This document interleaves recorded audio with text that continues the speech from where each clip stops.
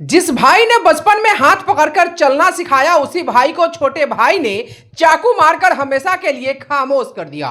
पूर्वी चंपारण के पकड़ी दयाल से एक ऐसी ही घटना सामने आई है जिसने इंसानियत, रिश्ते और परिवार तीनों पर बड़ा सवाल खड़ा कर दिया है। यहाँ एक कलयुगी छोटे भाई ने मां के इलाज में 4800 रुपए खर्च होने को लेकर उत्पन्न हुए विवाद में अपने बड़े भाई की चाकू मारकर हत्या कर दी है। यह घटना पताही थाना क्षेत्र के बेतौना गांव में हुई है, जहां 40 वर्षीय गगन शाह की जान चली गई। पुलिस के अनुसार मृतक गगन शाह और उसका छोटा भाई सकल शाह अपनी मां कांति देवी का इलाज करा रहे थे। इलाज के दौरान सकल शाह ने अपने बड़े भाई गगन से कहा कि मां के उपचार में उनके 4800 रुपए खर्च हुए हैं, जो उन्हें वापस दिए जाएं। गगन ने यह पैसे देने से इनकार कर दिया। इसी बात को लेकर सकल ने अपने बड़े भाई गगन की बुरी तरह पिटाई की। इसके बाद उसने चाकू निकालकर गगन के सीने और पेट में कई वार किए, जिससे वह गंभीर रूप से घायल हो गया। परिजनों ने उसे इलाज के लिए अस्पताल में भर्ती कराया, जहां उसकी मौत हो गई। घटना को अंजाम देने के बाद आरोपी सकल शाह अपने एक बेटे के साथ घर छोड़कर फरार हो गया है। सूचना मिलते ही पताही थाना पुलिस मौके पर पहुंची और मृतक के शव को कब्जे में लेकर आगे की कार्रवाई शुरू कर दी है। मामले की गंभीरता को देखते हुए डीएसपी कुमार चंदन भी घटनास्थल पर पहुंचे। पुलिस ने आरोपी सकल शाह की पत्नी और बेटे को हिरासत में लेकर पूछताछ शुरू कर दी है। ग्रामीणों से मिली जानकारी के अनुसार आरोपी सकल शाह नशे का आदी है और अक्सर नशे की हालत में लोगों से मारपीट करता रहता था।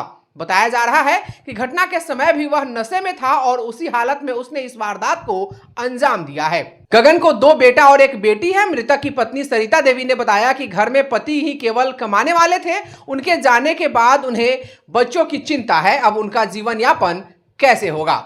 पकड़ी दयाल डीएसपी कुमार चंदन ने बताया कि 2 भाइयों के बीच पैसे को लेकर विवाद उत्पन्न हुआ था, जिसमें छोटे भाई ने बड़े भाई को चाकू मारकर घायल कर दिया। इलाज के दौरान आज सुबह उसकी मौत हो गई। मामले में पुलिस ने त्वरित कार्रवाई करते हुए एक को हिरासत में लेकर पूछताछ शुरू कर दी है।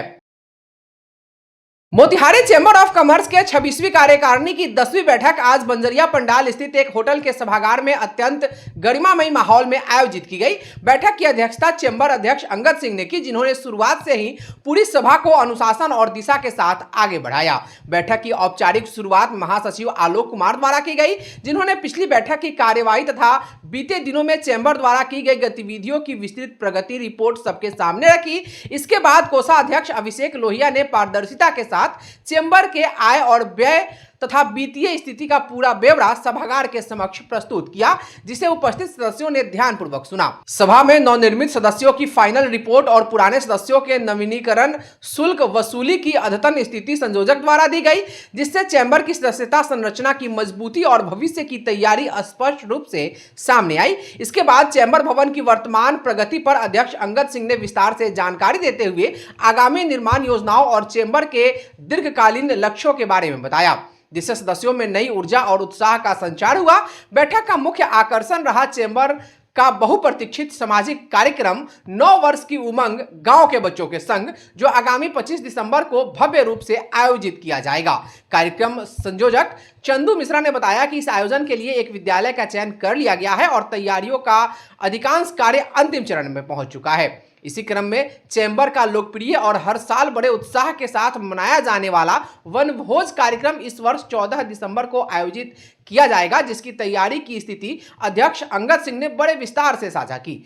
सभा में पूर्व अध्यक्ष संजय जायसवाल, राजीव विजडम, उपाध्यक्ष सुधीर गुप्ता, सुनील कुमार श्रीवास्तव, संयोजक मनीष कुमार, उप सचिव अनिल बोहरा तथा कार्यकारिणी सदस्य सत्यव्रत जायसवाल, रविशेखर, अरविंद सरोफ, अभिमन्यु कुमार, श्याम कुमार और राहुल शर्मा की उपस्थिति ने बैठक को और अधिक व्यापक और प्रभावशाली बना दिया।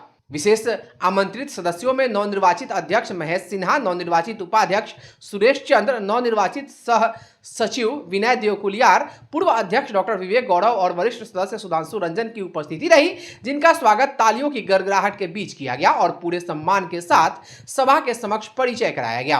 कार्यक्रम के समापन पर धन्यवाद ज्ञापन राजीव जायसवाल के द्वारा दिया गया। उन्होंने सभी सदस्यों, अतिथियों और संयोजकों का आभार व्यक्त किया।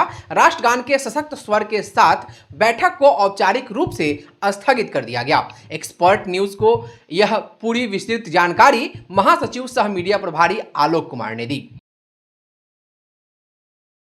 बिहार की राजनीति में एक बड़ा और प्रतीकात्मक कदम बदलाव के संकल्प के साथ भितिहरवा गांधी आश्रम से शुरू हुई पदयात्रा भले ही इस चुनाव में राजनीतिक सफलता नहीं दिला सकी, लेकिन जन सुराज के संस्थापक प्रशांत किशोर अब उसी गांधी की धरती पर ठहरकर आत्ममंथन कर रहे हैं।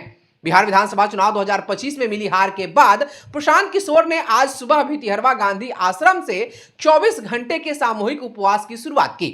यह सिर्फ उपवास नहीं बल्कि आत्मचिंतन का एक सच्चा प्रयास है। महात्मा गांधी की कर्मभूमि पर पीके ने अपने राजनीतिक सफर की समीक्षा करते हुए साफ कहा कि 3.5% वोट मिलने वाले दल को हार के कारणों पर गंभीरता से विचार करना चाहिए। व्यवस्था परिवर्तन का लक्ष्य अधूरा रह गया, जनता का विश्वास हम नहीं जीत सके, कहीं ना कहीं हमसे ही कहीं चूक हुई है। आश्रम के पास लगे टेंट में दूर दूर से पहुंचे कार्यकर्ता भी मौजूद रहे। गौरतलब है कि यही भितिहरवा से 2 अक्टूबर 2022 को पीके ने बिहार भर की पदयात्रा शुरू की थी और आज उसी जगह लौटकर वे फिर नए सिरे से दिशा खोजने में जुटे हैं। इस उपवास में जन सुराज के कई नेता जुटे, जिनमें शिवहर विधानसभा से जन सुराज के प्रत्याशी रहे नीरज सिंह भी प्रमुख रूप से शामिल हुए। नीरज सिंह की मौजूदगी ने इस आत्मचिंतन अभियान को और मजबूत किया। राजनीति में ईमानदारी, अनुशासन और साफ छवि के लिए जाने जाने वाले नीरज सिंह की प्रशांत किशोर ने भी खुलकर तारीफ की और कहा कि शिवहर में नीरज सिंह ने जन सुराज की सोच को जिस ईमानदारी और जनभावना के साथ आगे बढ़ाया है, वह आंदोलन की असली पहचान है। हमें वोट भले कम मिले हो, लेकिन नीरज सिंह जैसे साथी हमारे लिए हौसले की सबसे बड़ी वजह है। नीरज सिंह ने भी पीके के साथ बैठकर बिहार के भविष्य, जनता की उम्मीदों और आगे की रणनीति पर विचार साझा की। शिवहर में उनकी सक्रियता, युवाओं और किसानों से गहरा जुड़ाव और साफ सुथरी राजनीति की प्रतिबद्धता अब जन सुराज की ताकत मानी जा रही है। उधर प्रशांत किशोर ने चुनाव जीतने वाले सभी उम्मीदवारों को बधाई देते हुए बिहार सरकार से साफ कहा कि अब नीतीश कुमार और भाजपा नेताओं की जिम्मेदारी है कि भ्रष्टाचार खत्म करे, रोजगार दे और पलायन रोके, क्योंकि जनता ने जनादेश दिया है। भितिहरवा आश्रम में जारी यह उपवास हार का रोना नहीं बल्कि एक नई शुरुआत की तलाश है और नीरज सिंह जैसे जन सुराजी की उपस्थिति इस आत्ममंथन को और भी सार्थक बना रही है। Lions club of Motihari couple द्वारा स्वास्थ्य जागरूकता को बढ़ावा देने के उद्देश्य से मोतिहारी चरखा पार्क में मधुमेह जांच शिविर का आयोजन किया गया। सुबह ठीक 7 बजे शुरू हुए इस शिविर में डॉक्टर राकेश चंद्र की विशेषज्ञ टीम मौजूद रही, जिन्होंने 2 घंटे तक लोगों की जांच कर मधुमेह से जुड़ी जागरूकता भी बढ़ाई। समाज के बीच बढ़ती लाइफस्टाइल बीमारियों को देखते हुए इस तरह के शिविर का आयोजन बेहद महत्वपूर्ण माना जा रहा है।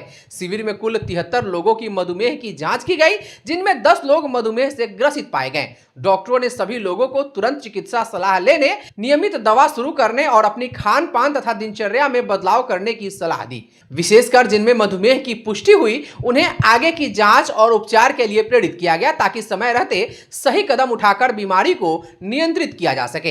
इस शिविर को सफल बनाने में लायंस चंदू मिश्रा, अभिषेक लोहिया, प्रमोद लोहिया, डॉक्टर सुमित, सुनीता जायसवाल और शशि जायसवाल की सक्रिय भूमिका रही। सभी सदस्यों ने मौके पर मौजूद रहकर लोगों की सहायता की, भीड़ को व्यवस्थित किया और जांच की प्रक्रिया को सरल और सुचारू रूप से चलाने में महत्वपूर्ण योगदान दिया।